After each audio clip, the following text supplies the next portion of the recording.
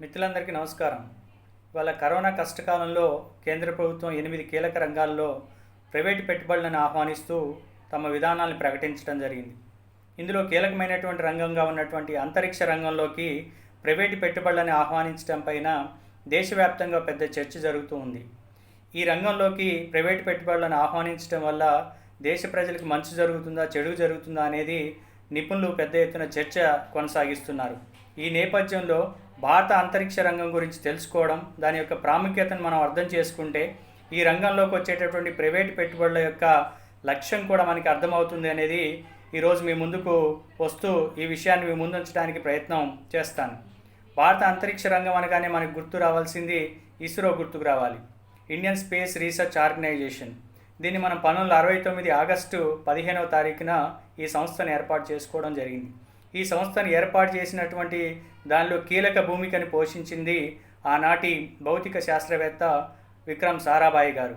విక్రమ్ సారాభాయ్ నాసాలో, అమెరికాలో ఉన్నటువంటి నాసాలో అప్పటికే భౌతిక శాస్త్రవేత్తగా పనిచేస్తూ భారతదేశంలో శాస్త్ర సాంకేతిక రంగాల్ని అభివృద్ధి చేయాలనేటటువంటి ఉద్దేశంతో అప్పటికే నాసాలో పనిచేస్తున్నటువంటి కస్తూరి రంగన్ కావచ్చు, వైవి రావు కావచ్చు, ఏజే రావు కావచ్చు, రామకృష్ణ గారు కావచ్చు, అట్లాగే డాక్టర్ అంబారావు కావచ్చు, ఇట్లాంటి భారతీయ శాస్త్రవేత్తలందరినీ కూడా ఒప్పించి భారతదేశానికి వాళ్ళందరినీ కూడా రప్పించి ఈ దేశంలో శాస్త్ర సాంకేతిక రంగాన్ని మనమంతా కలిసి అభివృద్ధి చేద్దామని వాళ్ళందరినీ ప్రోత్సహించి ఈ దేశానికి తీసుకురావడం జరిగింది.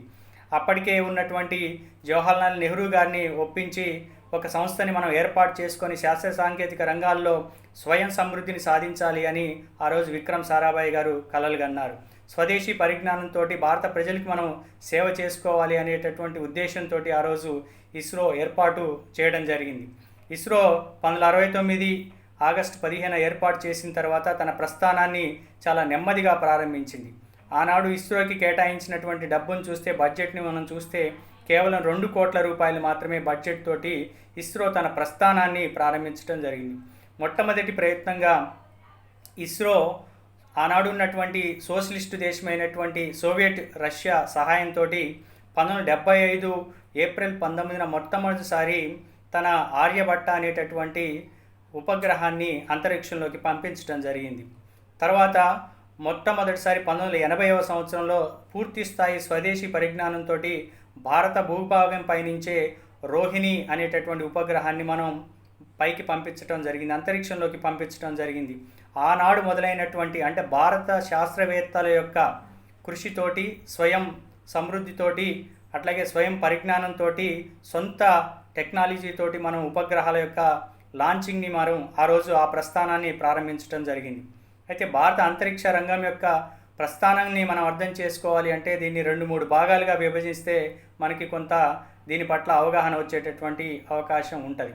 అంటే ఇస్రో యొక్క డెవలప్మెంట్ని మనం ప్రధానంగా 2 భాగాలుగా తీసుకొని ఆ క్రమాన్ని మనం అర్థం చేసుకోవాల్సి ఉంటుంది. ఒకటి, ఈ ఉపగ్రహాల యొక్క అభివృద్ధి ఎట్లా జరిగింది, అట్లాగే ఈ ఉపగ్రహాలని మోసుకెళ్ళేటటువంటి లాంచింగ్ వెహికల్స్ యొక్క అభివృద్ధి ఎట్లా జరిగింది అనేది మనం అర్థం చేసుకోవాల్సి ఉంటుంది. అయితే ప్రపంచవ్యాప్తంగా ఇవాళ అనేక దేశాలు ఉపగ్రహాలని ప్రయోగం చేస్తున్నాయి, అంతరిక్షంలోకి పంపిస్తున్నాయి. ఈ ఉపగ్రహాలని అంతరిక్షంలోకి పంపించేటప్పుడు ప్రధానంగా 3 రకాల కక్షల ఆధారంగా ఉపగ్రహాలని లాంచ్ చేస్తూ ఉంటారు. ఆ 3 కక్షల వివరాలు, ఒకటి మనకి లోయర్ ఎర్త్ ఆర్బిట్ అంటాం. ఈ లోయర్ ఎర్త్ ఆర్బిట్ తర్వాత ఉండేదాన్ని మనం పోలార్ ఆర్బిట్ అంటుంటాం. పోలార్ ఆర్బిట్ తర్వాత ఉండేదాన్ని మనం జియోస్టేషనరీ ఆర్బిట్ అని అంటుంటాం. అంటే ఈ 3 రకాల కక్షలలోకి ఉపగ్రహాల్ని మనం భూ ఉపరితలం పైనుంచి పైకి పంపిస్తూ ఉంటాం.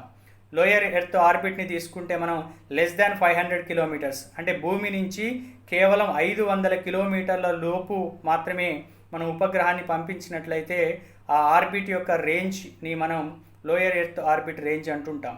కేవలం 500 కిలోమీటర్ లోపు మాత్రమే ఉపగ్రహాన్ని పంపిస్తే. అట్లా కాకుండా 500 కిలోమీటర్ల నుంచి 900 కిలోమీటర్ రేంజ్ వరకు ఆ కక్ష పరిధిలోకి కనుక మనం ఉపగ్రహాన్ని పంపిస్తే దాన్ని పోలార్ శాటిలైట్ అంటుంటాం. మనం దాన్ని పోలార్ ఆర్బిట్ రేంజ్ అని కూడా చెప్తుంటాం. అయితే 900 కిలోమీటర్ల పైనుంచి 36,000 కిలోమీటర్ల దూరం వరకు పంపించేటటువంటి రేంజ్ని మనం జియోస్టేషనరీ రేంజ్ అని చెప్తుంటాం. అంటే మొత్తంగా ఉపగ్రహాల్ని మనం ఈ 3 కక్షల ఆధారంగా మాత్రమే ప్రయోగాలు చేస్తుంటాం, అంతరిక్షంలోకి పంపిస్తుంటాం. లోయర్ ఎర్త్ ఆర్బిట్ 500 కిలోమీటర్ల వరకు రేంజ్ ఉంటుంది. అట్లాగే పోలార్ ఆర్బిట్ రేంజ్ 500 కిలోమీటర్ నుంచి 900 కిలోమీటర్ వరకు ఉంటుంది. అట్లాగే జియో స్టేషనరీ రేంజ్ అనేది మనకి భూమి ఉపరితలం నుంచి 36,000 కిలోమీటర్ల దూరం వరకు ఉంటుంది. ఈ 3 కక్షల ఆధారంగా ప్రధానంగా ప్రపంచంలో ఉన్నటువంటి అన్ని దేశాలు కూడా తమ ఉపగ్రహాల్ని అంతరిక్షంలోకి పంపిస్తూ ఉంటాయి.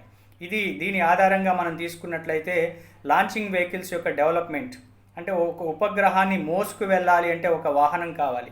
దాన్ని మనం వాహన నౌక అంటాం, ఇంగ్లీష్లో లాంచింగ్ వెహికల్ అంటాం.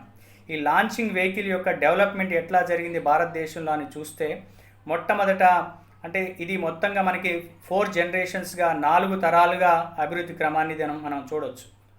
వాహక నౌకల యొక్క అభివృద్ధి క్రమాన్ని 4 జనరేషన్స్గా మనం అర్థం చేసుకోవచ్చు. మొట్టమొదట ఎస్ఎల్వి శాటిలైట్ లాంచింగ్ వెహికల్ని మనం డెవలప్ చేసుకున్నాం. ఈ శాటిలైట్ లాంచింగ్ వెహికల్ 3 ఎస్ఎల్వి 3 ద్వారా మొట్టమొదటి స్వదేశీ పరిజ్ఞానంతో మనం రోహిణి ఉపగ్రహాన్ని 1980 సంవత్సరంలో అంతరిక్షంలోకి పంపించుకోగలిగాం. అంటే కేవలం 40 కేజీల బరువు మాత్రమే ఉన్నటువంటి ఈ రోహిణిని మనం ఎస్ఎల్వి 3 అనేటటువంటి లాంచింగ్ వెహికల్ ద్వారా అంతరిక్షంలోకి పంపించుకోగలిగాం. అది లోయర్ ఎర్త్ ఆర్బిట్లోకి మాత్రమే పంపించగలిగాం. క్రమంగా ఎస్ఎల్వి శాటిలైట్ లాంచింగ్ వెహికల్ అనేటటువంటి నౌకని క్రమంగా భారతీయ శాస్త్రవేత్తలు స్వదేశీ పరిజ్ఞానంతో అభివృద్ధి చేస్తూ దాన్ని ఏఎస్ఎల్విగా డెవలప్ చేయడం జరిగింది. ఏఎస్ఎల్వి అంటే ఆగ్మెంటెడ్ శాటిలైట్ లాంచింగ్ వెహికల్ అంటాం. ఇది ఎస్ఎల్వి కన్నా కాస్త అభివృద్ధి చెందినటువంటి లాంచింగ్ వెహికల్. ఈ 2 ఎస్ఎల్వి కావచ్చు, ఏఎస్ఎల్వి లాంచింగ్ వెహికల్స్ కావచ్చు, ఈ 2 వాహక నౌకలు అనేక రకాల, అంటే కొన్ని విజయాలు సాధించాం, కొన్ని అపజయాలు కూడా మనం సాధించాం. అనేక రకాల ప్రయత్నాలతోటి, విజయాలతోటి, అపజయాలతోటి భారతీయ శాస్త్రవేత్తలు కుస్తీ పట్టి ఎస్ఎల్వీల్ని, ఏఎస్ఎల్వీల వాహక నౌకల్ని డెవలప్ చేస్తూ చిట్ట చివరికి మనం 1990ల సంవత్సరాలకు వచ్చేసరికి మనం పిఎస్ఎల్వి వాహక నౌకల్ని అభివృద్ధి చేసుకోగలిగాం. పిఎస్ఎల్వి వాహక నౌకలు అంటే పోలార్ శాటిలైట్ లాంచింగ్ వెహికల్స్. ఇది సుమారు ఇప్పటి వరకు పోలార్ శాటిలైట్ లాంచింగ్ వెహికల్స్, ఈ వాహక నౌకల ద్వారా భారతదేశం 50 ఉపగ్రహాన్ని ప్రవేశపెట్టగలిగితే అంతరిక్షంలోకి 48 ఉపగ్రహాలు విజయవంతంగా ప్రయోగించబడ్డాయి. కేవలం 2 మాత్రమే అపజయం పాలయ్యాయి. అంటే వీటి యొక్క విజయం యొక్క శాతం కూడా మనకి 98% పైన కనిపిస్తూ ఉంది. అంటే భారత శాస్త్రవేత్తలు స్వదేశీ పరిజ్ఞానంతో ఎట్లాంటి ప్రైవేటు పెట్టుబడులు లేకుండా, ఎట్లాంటి ప్రైవేటు సంస్థల యొక్క సహకారం లేకుండా కేవలం స్వదేశీ పరిజ్ఞానంతో భారత శాస్త్రవేత్తలు సాధించినటువంటి ఒక అపూర్వమైనటువంటి విజయంగా మనం పిఎస్ఎల్వీల యొక్క డెవలప్మెంట్ని మనం చూడవచ్చు. పోలార్ శాటిలైట్ లాంచింగ్ వెహికల్స్ యొక్క డెవలప్మెంట్ని మనం గమనించవచ్చు. దీని తర్వాత ఇది 3rd జనరేషన్ లాంచింగ్ వెహికల్స్గా మనం చూస్తాం. ఇప్పుడు 4th జనరేషన్ లాంచింగ్ వెహికల్స్ని కూడా భారత శాస్త్రవేత్తలు స్వదేశీ పరిజ్ఞానంతో వాటిని తయారు చేస్తున్నారు. వాటిని మనం జిఎస్ఎల్వి అంటున్నాం, జియో స్టేషనరీ లాంచింగ్ వెహికల్స్ అంటున్నాం. ఈ జియో స్టేషనరీ లాంచింగ్ వెహికల్స్ అనేవి ఇప్పుడు వీటికే మనం బాహుబలి అని కూడా పేరు పెడుతున్నాం. అంటే ఇప్పుడు ప్రధానంగా ప్రపంచవ్యాప్తంగా కేవలం 2 రకాల వాహక నౌకల్ని ప్రధానంగా వాడుతున్నారు. అది పిఎస్ఎల్వి, రెండోది జిఎస్ఎల్వి. పోలార్ శాటిలైట్ లాంచింగ్ వెహికల్స్ని మనం పోలార్ ఆర్బిట్ రేంజ్లోకి పంపిస్తే, జియో స్టేషనరీ శాటిలైటింగ్ లాంచింగ్ వెహికల్స్ని మనం జియో స్టేషనరీ ఆర్బిట్ రేంజ్లోకి పంపించి ఉపగ్రహాల్ని స్థిర కక్షలోకి పంపించి అవి భూమి చుట్టూ తిరిగేలా చేస్తుంటాం. అయితే ఇవాళ పిఎస్ఎల్వి కెపాసిటీ అట్లాగే జిఎస్ఎల్వి యొక్క కెపాసిటీ కూడా మనం అర్థం చేసుకోవాలి. మనం మొట్టమొదటి ఎస్ఎల్వి శాటిలైట్ లాంచింగ్ వెహికల్, మొదటి శాటిలైట్ లాంచింగ్ వెహికల్ యొక్క కెపాసిటీ ఒకటి బరువు రీత్యా చూసినప్పుడు కేవలం 40 కేజీల ఉపగ్రహాన్ని మాత్రమే అది కక్షలోకి తీసుకెళ్లగలిగింది. అట్లాగే కేవలం 350 కిలోమీటర్ల దూరం వరకు మాత్రమే అది ప్రయాణం చేయగలిగింది. ఇప్పుడు చూసినట్లయితే మనం పోలార్ శాటిలైటింగ్ లాంచింగ్ వెహికల్ని చూస్తే సుమారు 750 కేజీల వరకు వెయిట్ని ఇది పైకి తీసుకెళ్ళగలుగుతుంది. అట్లాగే దాదాపుగా 900 కిలోమీటర్ల రేంజ్ వరకు కూడా ఇది వెళ్ళగలుగుతుంది. 900 కిలోమీటర్ల వరకు కూడా ప్రయాణం చేయగలుగుతుంది. ఇది పిఎస్ఎల్వి యొక్క కెపాసిటీ. అయితే ఇప్పుడు బాహుబలిగా చెప్పుకుంటున్నటువంటి వాహక నౌక మనం జిఎస్ఎల్వి చెప్పుకుంటున్నాం, geostationary satellite launching vehicle. ఇది చాలా అద్భుతమైనటువంటి launching vehicle, 4th generation launching vehicle. దీని కెపాసిటీ మనం చూస్తే ఇది బరువు రీత్యా చూసుకున్నప్పుడు 3000 కేజీలు, అంటే 3 క్వింటాల బరువు గల ఉపగ్రహాన్ని కూడా కక్షలోకి ప్రవేశపెట్టగలుగుతుంది, అంత దూరం మోసుకెళ్ళగలుగుతుంది. అట్లాగే భూమి నుంచి 36,000 కిలోమీటర్ల దూరం వరకు ఇది ఉపగ్రహాన్ని మోసుకెళ్ళి అక్కడ కక్షలోకి ప్రవేశపెట్టగలుగుతుంది. ఇది జిఎస్ఎల్వి యొక్క కెపాసిటీ. ఇది భారత శాస్త్రవేత్తలు సాధించినటువంటి ఒక ఘనతగా మనం 4th జనరేషన్ లాంచింగ్ వెహికల్స్ డెవలప్మెంట్ని చూడవచ్చు. అయితే ఇప్పుడు మరో అద్భుతాన్ని కూడా భారత శాస్త్రవేత్తలు సాధించారు, స్వదేశీ పరిజ్ఞానంతో సాధించారు. ఎట్లాంటి ప్రైవేటు పెట్టుబడుల యొక్క సహకారం లేకుండానే, ప్రైవేట్ సంస్థల యొక్క సహకారం లేకుండానే మరో అద్భుతాన్ని కూడా భారత శాస్త్రవేత్తలు సాధించారు. అది geostationary satellite launching vehicles. అంటే జిఎస్ఎల్విలో ఇంతకుముందు అది వాహక నౌక యొక్క బరువును తగ్గించడం కోసం ఇప్పుడు ఇంతకుముందు ఇంధనంగా మనం ఘన రూపంలో ఉన్నటువంటి ఆక్సిజన్, హైడ్రోజన్ని మండించి మనం ఇంధనాన్ని వాడుకుంటే వాహక నౌకని పైకి పంపించి ప్రయత్నం చేస్తే, ఇప్పుడు ఇంధనం యొక్క ఫామ్ని రూపాన్ని మనం మార్చాం. అంటే సాలిడ్ ఫామ్లో ఉన్నటువంటి ఫ్యూయల్ని మనం H2O2 గ్యాసెస్ని మనం లిక్విఫైడ్ ఇప్పుడు చేస్తున్నాం, ద్రవ రూపంలోకి మారుస్తున్నాం. అంటే -273 డిగ్రీ సెంటీగ్రేడ్ దగ్గర, దీన్ని అబ్జల్యూట్ టెంపరేచర్ అని చెప్తుంటాం, మనం పరమోష్ణోగ్రత అంటుంటాం. ఈ అబ్జల్యూట్ టెంపరేచర్ దగ్గర, అంటే ఇంత తక్కువ టెంపరేచర్స్ దగ్గరికి -273 డిగ్రీ సెంటీగ్రేడ్ దగ్గరికి ఆక్సిజన్ని, హైడ్రోజన్ గ్యాస్ను, ఈ రెండింటిని కూడా మనం శీతలీకరణ చేసి ఆ స్టేజ్లో మనం మండించి ఈ జిఎస్ఎల్విలో ఇంధనంగా దీన్ని వాడుతున్నాం. దీనివల్ల మనకి వచ్చేటటువంటి లబ్ధి ఏంటి అంటే వాహక నౌక యొక్క బరువు తగ్గుతుంది. వాహక నౌక యొక్క బరువు తగ్గడం వల్ల ఉపగ్రహం యొక్క బరువు మనం పెంచుకునేటటువంటి అవకాశం ఉంటుంది. కాబట్టి ఇట్లా ద్రవ రూపంలో ఉన్నటువంటి ఇంధనాన్ని వాడుతున్నటువంటి ఇంజన్స్ని ఇవాళ మనం జిఎస్ఎల్విలో వాడుతున్నాం. ఈ ఇంధనాన్ని, ఈ ఇంజన్స్ని మనం క్రయోజెనిక్ ఇంజన్స్ అంటున్నాం. కాబట్టి 4th జనరేషన్గా మనం డెవలప్ చేసుకున్నటువంటి శాటిలైట్ లాంచింగ్ వెహికల్స్ జిఎస్ఎల్వి ఇవాళ ఒక రకంగా ఇది 5th జనరేషన్లోకి వెళ్ళింది. అంటే క్రయోజెనిక్ ఇంజన్స్తో నడిచేటటువంటి వాహక నౌక జిఎస్ఎల్విని మనం ఇవాళ ఉపయోగిస్తున్నాం. ఇటీవల మనం చంద్రయాన్ 2ని ప్రయోగించాం, ఉపగ్రహాన్ని ప్రయోగించాం. ఈ చంద్రయాన్ 2 ఉపగ్రహం జిఎస్ఎల్వి మార్క్ 3 అనేటటువంటి క్రయోజెనిక్ ఇంజన్తో నడిచేటటువంటి లాంచింగ్ వెహికల్స్ తోటి మనం పంపించగలిగాం. ఇది చూస్తే మనం చంద్రయాన్ 2 బరువు చూస్తే, బరువు రీత్యా 3,850 కేజీల బరువు అయినటువంటి పెల్లాయిడ్స్, అంటే ఉపగ్రహ పదార్థాలని, ఉపగ్రహాన్ని మనం అంతరిక్షంలోకి, చంద్రుని సమీపంలోకి మనం పంపించగలిగాం. ఇదంతా కూడా భారత శాస్త్రవేత్తలు తమ స్వయం కృషితోటి, ఈ దేశం పట్ల దేశభక్తితోటి, ప్రభుత్వ రంగాన్ని అభివృద్ధి చేయాలి, భారత ప్రజలకు సేవ చేయాలనేటటువంటి ఉద్దేశంతో వాళ్ళ శక్తియుక్తుల్ని ఉపయోగించి కేంద్ర ప్రభుత్వం, రాష్ట్ర ప్రభుత్వాలు, అనేక ప్రభుత్వాలు ఎన్ని వచ్చినా కూడా, తక్కువ బడ్జెట్లు కేటాయించినా కూడా అనేక వ్యయప్రయాసాలకు ఓర్చి వాళ్ళు స్వదేశీ పరిజ్ఞానాన్ని డెవలప్ చేస్తూ ఇవాళ ఇస్రోని ప్రపంచంలోనే 4వ అతిపెద్ద అంతరిక్ష రంగ సంస్థగా దీన్ని తీర్చిదిద్దారు. అమెరికా, రష్యా, చైనాల తర్వాత ఇవాళ భారతదేశం యొక్క ఇస్రో అనేది ప్రపంచంలో 4వ స్థానంగా నిలబడింది. అట్లాగే ప్రపంచవ్యాప్తంగా ఇవాళ కేవలం 12 దేశాల్లో మాత్రమే లాంచింగ్ వెహికల్స్ ఉన్నాయి. ఆ 12 దేశాల్లో కూడా భారతదేశం ఒకటిగా ఉండటం అనేది మనందరికీ కూడా గర్వకారణం. ఈ గర్వకారణానికి కారణం ఎవరు అని చూస్తే భారత సైంటిస్టులు, ఇండియన్ సైంటిస్టులు, ఇండియన్ ఫిజిసిస్టులు, అట్లాగే వాళ్ళకు ఉన్నటువంటి దేశభక్తి ఆధారంగా మాత్రమే, ప్రభుత్వ రంగ సంస్థను డెవలప్ చేయడం ద్వారా మాత్రమే ఈ కృషి అంతా కూడా జరిగింది అనేది మనం చూడొచ్చు. ఈ మొత్తం ఇస్రో యొక్క విజయ ప్రస్థానంలో ఎక్కడో కూడా ప్రైవేట్ పెట్టుబడుల యొక్క స్థానం లేదు, ప్రైవేట్ సంస్థల యొక్క సహకారం లేదు. కేవలం ఆనాడున్నటువంటి సోషలిస్ట్ దేశమైనటువంటి సోవియట్ యూనియన్ సహకారం మాత్రమే భారత శాస్త్రవేత్తలకు అందడం జరిగింది. కాబట్టి ఈ విషయాలన్నీ కూడా మనం గమనంలో ఉంచుకోవాలి. ఇవాళ ఇంత డెవలప్మెంట్ జరిగినటువంటి, అంటే 1st జనరేషన్ నుంచి 4th జనరేషన్కి, అట్లాగే క్రయోజెనిక్ ఇంజన్లను వాడేటటువంటి స్థాయిలోకి వచ్చినటువంటి ఇస్రోని ఇవాళ పూర్తి స్థాయిలో ప్రైవేట్ రంగం వచ్చేసి దీన్ని క్యాప్చర్ చేయాలనేటటువంటి ఉద్దేశంతో ఇవాళ కేంద్ర ప్రభుత్వం యొక్క విధానాలు ముందుకు వస్తున్నాయి. ఇది చాలా ప్రమాదకరమైనటువంటి అంశంగా దేశభక్తులైనటువంటి ప్రజలందరూ కూడా ఆలోచించాలి. అంటే ఇవాళ ప్రైవేట్ క్యాపిటల్ అనేది, ప్రైవేట్ పెట్టుబడులు అనేది ఇస్రోకి అవసరమా లేదా, భారతదేశం దగ్గర పెట్టుబడి లేదా, భారతదేశ ప్రభుత్వం దగ్గర పెట్టుబడి లేదా, డబ్బులు లేదా, భారత ప్రజలకు అవసరమైనటువంటి శాస్త్ర సాంకేతిక టెక్నాలజీని అభివృద్ధి చేయడం కోసం అవసరమైనటువంటి నిధులు ఇవాళ భారత ప్రభుత్వం దగ్గర ఉన్నాయి. అయినా కూడా ఇవాళ ప్రైవేట్ కంపెనీలకి, కార్పొరేట్ కంపెనీలకి దోచిపెట్టడం కోసం, మన సైన్స్ టెక్నాలజీని వాళ్ళకి లాభాలు చేకూర్చే విధంగా మార్చడం కోసం ఇవాళ కేంద్ర ప్రభుత్వం చర్యలు తీసుకుంటూ ఉంది. ఇవాళ మనం ఎక్కడ మరి ఈ ఇస్రో డెవలప్మెంట్ ఇంత జరిగింది కదా, ఈ డెవలప్మెంట్ ఎక్కడ మనకు కనపడుతుంది, ప్రత్యక్షంగా మనం ఎక్కడ చూస్తున్నాం అంటే మనం ప్రయోగించేటటువంటి ఉపయోగాల ఆధారంగా కూడా ఉపగ్రహాలను కొన్ని రకాలుగా విభజిస్తాం మనం. అవి ఏంటి ప్రధానంగా అని చూస్తే రిమోట్ సెన్సింగ్ శాటిలైట్స్ని మనం లాంచ్ చేస్తున్నాం.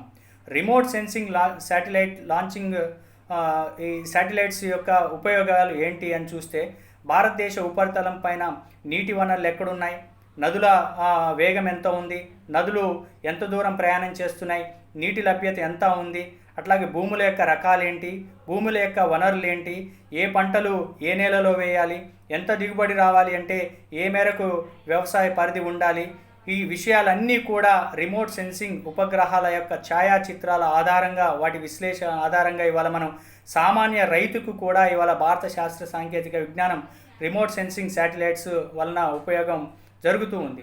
కాబట్టి ఈ రిమోట్ సెన్సింగ్ రంగంలో కూడా ప్రైవేట్ పెట్టుబడులు రావాలనే ప్రయత్నం ఇవాళ జరుగుతుంది. చాలా దుర్మార్గమైనటువంటి విషయంగా మనం చూడాలి. అట్లాగే ఇవాళ మన జేబుల్లో ఫోన్ ఉంది, మన చేతుల్లో ఫోన్ ఉంది, కమ్యూనికేషన్ నడుస్తుంది, ఇంటర్నెట్ నడుస్తుంది, బ్యాండ్విడ్త్స్ వచ్చాయి, వెబినార్స్ నడుస్తున్నాయి, జూమ్ యాప్స్ నడుస్తున్నాయి. అంటే ఈ కమ్యూనికేషన్ అంతా కూడా డెవలప్ అయ్యింది. మనం 4G టెక్నాలజీని 3G టెక్నాలజీని ఉపయోగించుకుంటున్నాము అంటే ఇవాళ భారత శాస్త్రవేత్తలు ప్రవేశపెట్టినటువంటి కమ్యూనికేషన్ శాటిలైట్స్ వల్లనే ఇది సాధ్యపడుతుంది. కాబట్టి ఈ కమ్యూనికేషన్ శాటిలైట్స్ డెవలప్మెంట్లో కావచ్చు, వాటి విడిభాగాల డెవలప్మెంట్లో కావచ్చు, ఇవాళ ప్రైవేట్ క్యాపిటల్ రాబోతుంది, ప్రైవేట్ పెట్టుబడులు రాబోతున్నాయి, ప్రైవేటు వ్యక్తులు సంస్థలు వీటిలో పెట్టుబడులు పెట్టబోతున్నాయి. ఇది ఒక ప్రమాదకరమైనటువంటి అంశంగా ఉంది. అట్లాగే సైంటిఫిక్ శాటిలైట్స్ మనం లాంచ్ చేస్తున్నాం. సైంటిఫిక్ శాటిలైట్స్ యొక్క ఉపయోగం ఏంటి అంటే ఏ సమయంలో తుఫాన్ రాబోతుంది, వాతావరణంలో మార్పులు ఎట్లా జరగబోతున్నాయి, వర్షాలు ఎప్పుడు రాబోతున్నాయి, తుఫాన్లు ఎప్పుడు రాబోతున్నాయి, సైక్లోన్స్ యొక్క విషయాలన్నీ కూడా, ఇట్లాంటి వాతావరణానికి సంబంధించినటువంటి విషయాలన్నీ కూడా తెలియజేసేవి సైంటిఫిక్ శాటిలైట్స్ మనకు తెలియజేస్తాయి. ఈ సైంటిఫిక్ శాటిలైట్స్ యొక్క డెవలప్మెంట్లో కూడా, వాటి విడిభాగాల తయారీలో కూడా, వాటిని ప్రయోగించేటటువంటి పనిలో కూడా ఇవాళ ప్రైవేట్ క్యాపిటల్ రాబోతుంది. ఇది ఒక ప్రమాదకరమైనటువంటి విషయంగా ఈ పాలసీస్లో మనకు కనపడుతుంది. అట్లాగే నావిగేషన్స్, ఇవాళ జీపీఎస్ సిస్టమ్ని మనం డెవలప్ చేసుకున్నాము అంటే నావిగేషన్ శాటిలైట్స్ని కూడా ఇస్రో ఇవాళ డెవలప్ చేసి అంతరిక్షంలోకి పంపిస్తుంది. ఈ నావిగేషన్ శాటిలైట్స్లో కూడా ప్రైవేట్ క్యాపిటల్ రాబోతుంది. ఇది చాలా ప్రమాదకరమైనటువంటి విషయంగా ఉంటుంది. అట్లాగే ఇవాళ ప్రపంచవ్యాప్తంగా ఇంటర్ ప్లానెటరీ శాటిలైట్స్ అనే ఒక టెక్నాలజీ కూడా భవిష్యత్తులో రాబోతుంది. ఇప్పటికే మనం మార్స్ ప్లానెట్ పైకి మంగళయాన్ యాత్ర చేశాం. అట్లాగే చంద్రుడిపైకి చంద్రయాన్-1, చంద్రయాన్-2 2 ప్రయోగాలు కూడా చేశాం. ఇవన్నీ కూడా ఈ 3 రకాల శాటిలైట్స్ అన్నీ కూడా ఇంటర్ ప్లానెటరీ, అంటే ఇతర గ్రహాలపైకి, ఇతర ఉపగ్రహాలపైకి మనం భూ ఉపరితలంపై నుంచి శాటిలైట్స్ని పంపించి అక్కడ నీటి లభ్యత ఏంటి, అక్కడ వనరుల లభ్యత ఏంటి, అట్లాగే అక్కడ నివాస అనుకూలమైనటువంటి విషయాలు ఏమైనా ఉన్నాయా లేదా అనేటటువంటి అధ్యయనాలన్నీ కూడా ఇంటర్ ప్లానెటరీ శాటిలైట్స్ ద్వారా జరుగుతుంది. వీటిల్లో కూడా ఇవాళ ప్రైవేట్ క్యాపిటల్ రాబోతుంది. కాబట్టి ఇట్లా సామాన్య రైతు నుంచి అత్యంత ఆధునికమైనటువంటి పరికరాలు ఉపయోగించేటటువంటి మానవుని వరకు ఉపయోగపడేటటువంటి ఉపగ్రహాల యొక్క తయారీలో కావచ్చు, వాటి ట్రాకింగ్లో కావచ్చు, వాటి డెవలప్మెంట్లో కావచ్చు, వాళ్ళ ప్రైవేట్ పెట్టుబడులు రావడం అనేది ఒకటి భారతదేశ ప్రజలకు నష్టపరిచేటటువంటి విషయంగా ఉంటుంది. అట్లాగే భారతదేశానికి సంబంధించినటువంటి వివరాలన్నీ కూడా, డేటా అంతా కూడా ప్రైవేట్ వ్యక్తుల చేతుల్లోకి, ప్రైవేట్ సంస్థల చేతుల్లోకి వెళ్ళిపోయి ఇది సంఘ విద్రోహక శక్తుల చేతుల్లో కూడా, ఇతర శత్రు దేశాల చేతుల్లో కూడా మన డేటా అంతా కూడా వెళ్ళేటటువంటి ప్రమాదం ఉంటుంది. కాబట్టి ఇది చాలా సెన్సిటివ్ విషయం. కాబట్టి దేశభక్తులమైనటువంటి మన అందరం కూడా భారతదేశ టెక్నాలజీ, సైన్స్ అండ్ టెక్నాలజీ కోసం ఇప్పటివరకు కృషి చేసినటువంటి ఇండియన్ సైంటిస్టులకి మనం బాసటగా నిలబడాలి. ఈ రంగంలోకి ప్రైవేట్ పెట్టుబడులు ఆహ్వానించడాన్ని మనం తీవ్రంగా ఖండించాలి. ఈ విషయాలన్నింటినీ కూడా సామాన్య ప్రజలకు అర్థం చేసేటటువంటి ప్రయత్నం చేసి దీన్ని కేంద్ర ప్రభుత్వం యొక్క పాలసీస్ని మనం ఎండగొట్టాలి అనేది మీ అందరికీ కూడా తెలియజేస్తూ సెలవు తీసుకుంటున్నాను. థ్యాంక్ యూ మిత్రులారా.